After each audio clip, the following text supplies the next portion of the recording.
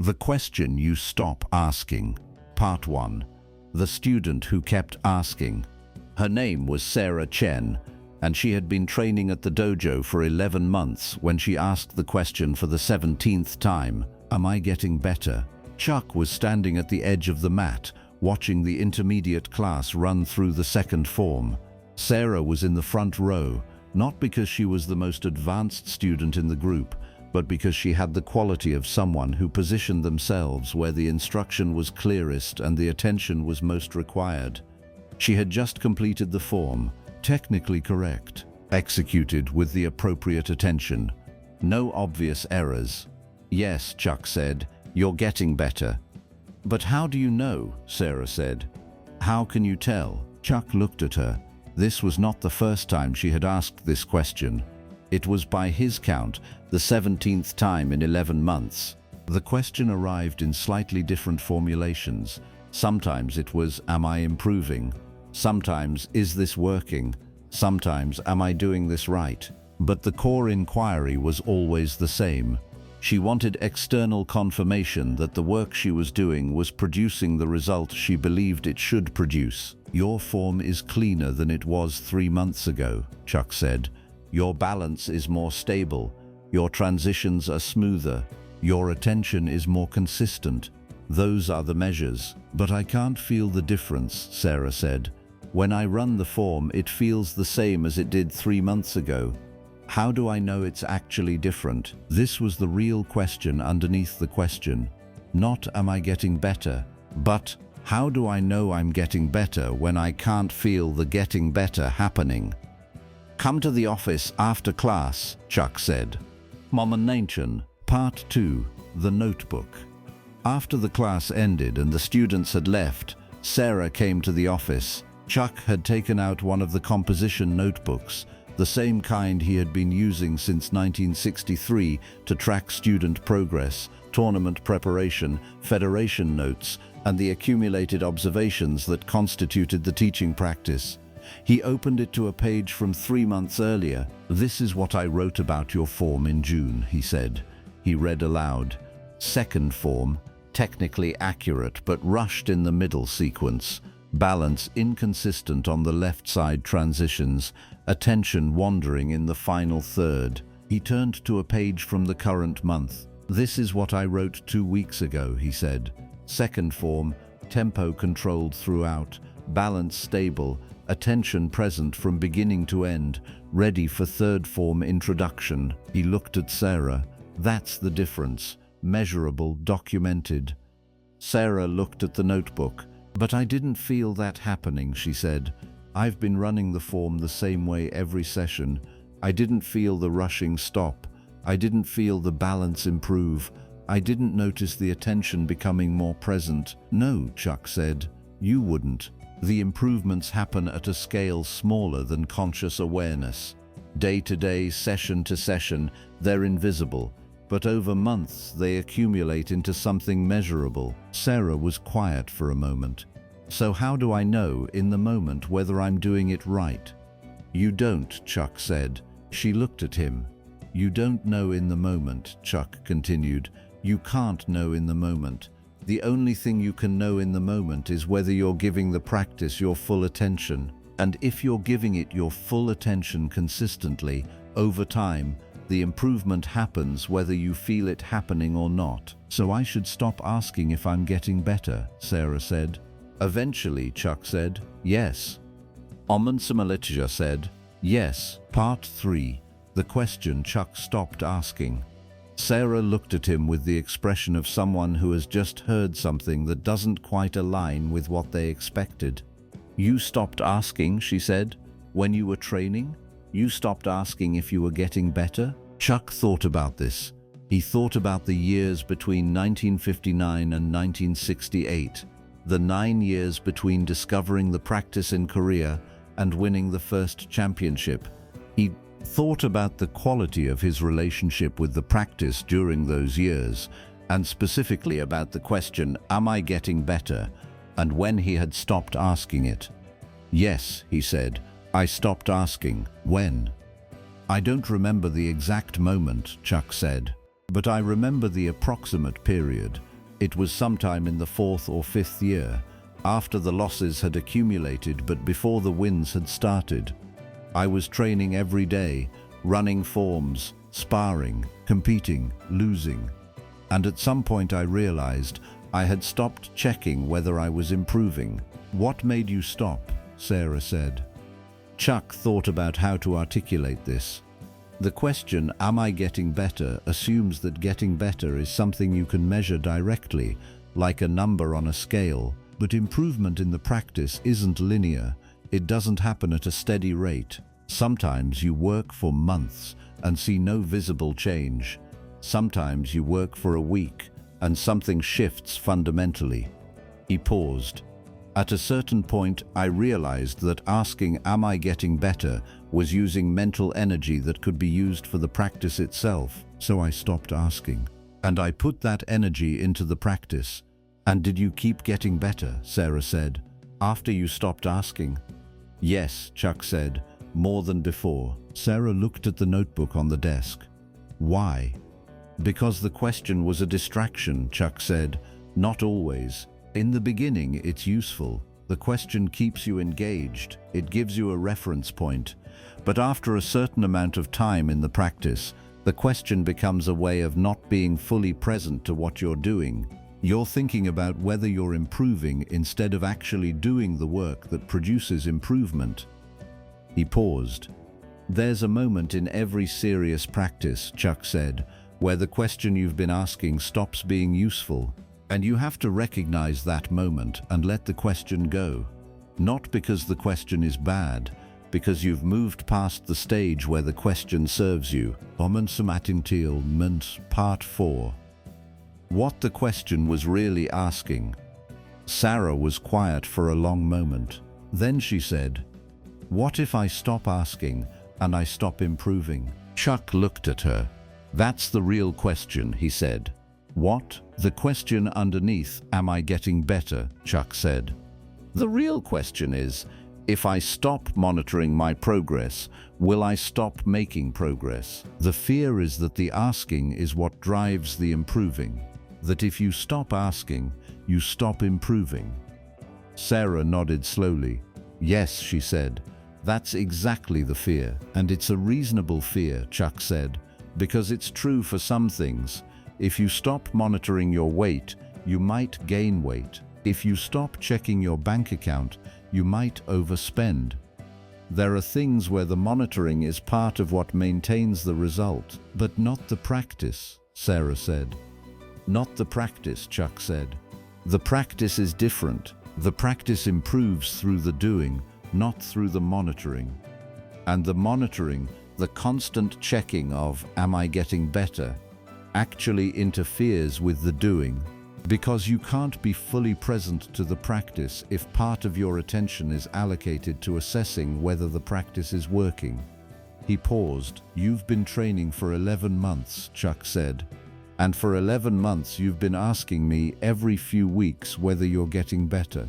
And I've been telling you yes, and you've been accepting the answer temporarily, but then the question comes back. Why do you think the question keeps coming back?" Sarah thought about this. "Because I don't trust the answer," she said. "Why not?" "Because I can't feel it," she said. "I can't feel myself getting better. So even when you tell me I'm getting better, I don't fully believe it. Because my internal experience doesn't match the external confirmation." "Exactly," Chuck said. "And that's the problem. You're waiting for the improvement to feel like improvement. But most improvement doesn't feel like anything. It just is. And by constantly checking for the feeling, you're preventing yourself from settling into the practice deeply enough that the improvement can happen at the level where it actually happens." Part 5. The distinction Chuck made. "There are two kinds of questions you ask in the practice," Chuck said. "The first kind are questions about technique. Am I doing this correctly? Is my foot position right? Is my weight distribution appropriate? Those questions are necessary. They're part of the learning process. You ask them, you get answers, you adjust, you improve." Sarah nodded. The second kind are questions about progress. Am I getting better? Is this working? Am I where I should be? Those questions are useful in the beginning, but they have a shelf life. At a certain point, they become obstacles. Why? Sarah said. Because they assume you can know, in the present moment, whether the work you're doing is producing the result you want, Chuck said. But you can't know that. The results of the practice reveal themselves over time, not in the moment. The only thing you can know in the moment is whether you're doing the work with full attention, and if you are, the results will come. They always come, but they come on their own schedule, not on the schedule your questions assume they should come on. He looked at Sarah. You've been asking me if you're getting better, he said, 17 times in 11 months, and I've answered yes every time. But the answer hasn't satisfied you because you're looking for a different kind of confirmation. You're looking for the feeling of getting better. And I'm telling you, the feeling is not reliable. The feeling is not the measure. The measure is what I write in the notebook after watching you train. And the notebook says you're getting better. Sarah was quiet. So what do I do? She said finally. If I can't trust the feeling, and I can't keep asking you every few weeks, what do I do to know that I'm on the right path? You stop asking, Chuck said.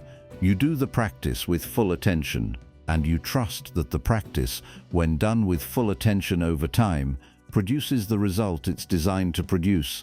Not because I say so, because that's what practice is.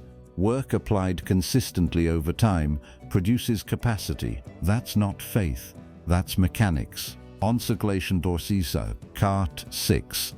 What happened after Sarah stopped asking? Sarah Chen trained at the dojo for 4 more years. She stopped asking, am I getting better? Approximately 3 months after the conversation in Chuck's office. The stopping wasn't dramatic. It was more like the question gradually lost its urgency. She would think it occasionally. The thought would arise in the same way thoughts arise, but she would notice it and return her attention to the practice rather than pursuing the question to its usual endpoint of asking Chuck for confirmation. The improvement that followed was measurable. Chuck tracked it in the notebook the same way he had tracked Sarah's progress before. But the quality of the improvement changed. Before she stopped asking, her progress had been steady but effortful. The progress of someone who was monitoring their own development and adjusting based on the monitoring. After she stopped asking, her progress became smoother. The progress of someone who had settled into the practice itself and was letting the practice do what practice does when it's not being managed. In her 3rd year, she earned her black belt. In her 4th year, she began assisting with the beginner classes. In her 5th year, she moved to San Francisco for work and left the dojo. Before she left, she came to Chuck's office one final time. I want to thank you, she said. For what? For telling me to stop asking, she said. It was the most useful instruction you ever gave me. Not the technique instruction, the other instruction. Chuck looked at her. What did you learn from it? That the practice works better when you're in it than when you're watching yourself do it, Sarah said. That the question, am I getting better, is a form of watching yourself rather than being yourself. And that being yourself in the practice is what produces the improvement. Chuck nodded. That's exactly right. Did you know that when you told me to stop asking? Sarah said. I knew it, Chuck said. But I didn't know how to teach it until you asked the question 17 times, and I realized the question itself was the problem. Sarah smiled. So I taught you something. Yes, Chuck said, you did. Bunamenan Sarah a dothavn toisa, epiologog, the question Chuck asked himself. That evening, after the last class had ended and the dojo was empty, Chuck sat at the desk and opened the current composition notebook. He wrote, Sarah Chen, final session, moving to San Francisco, 5 years of training, black belt, assisting instructor. The question she stopped asking, am I getting better? The answer she found, the practice works when you stop asking. He closed the notebook. He thought about the question he himself had stopped asking. Not, am I getting better?